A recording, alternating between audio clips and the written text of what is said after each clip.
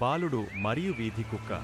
ఒక సూర్యకాంతి వెలిగిన మధ్యాహ్నం స్కూల్ నుంచి ఇంటికి నడుస్తూ వస్తున్న చిన్న అబ్బాయి నరసింహం ఓ పొద వెనక నుండి వినిపించిన మృదువైన కుక్క అరుపును విన్నాడు. ఆసక్తిగా అక్కడికి దగ్గరగా వెళ్లి చూసేసరికి ఓ పొట్టిగా గాయపడ్డ వీధి నీడలో ఒంటరిగా పడి ఉంది. ఆ కుక్క కాలిపైన చిన్న గాయముంది. అది చాలా అలసిపోయి ఆకలితో నీరసంగా కనిపించింది. నరసింహం దానిని చూసి బాధపడ్డాడు. కింద కూర్చుని మృదువుగా అచ్చం అన్నట్లు అన్నాడు, "ఏం కావడం లేదు, నేను నీకు సహాయం చేస్తాను."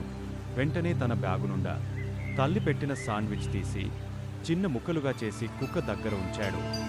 మొదట్లో ఆ కుక్క భయంతో వెనక్కి తగ్గింది.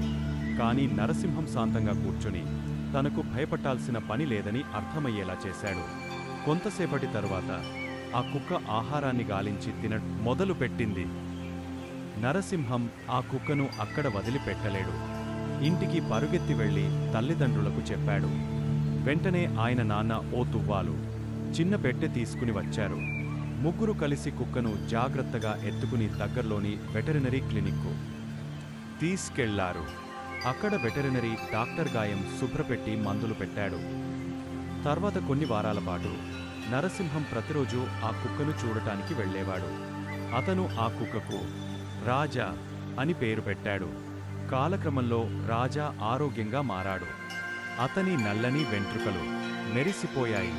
కళ్లలో వెలుగు వచ్చింది. ఒకరోజు వెటరినరీ డాక్టర్ చెప్పాడు, "రాజా ఇప్పుడు ఆరోగ్యంగా ఉన్నాడు. ఒక మంచి ఇల్లు కావాలి."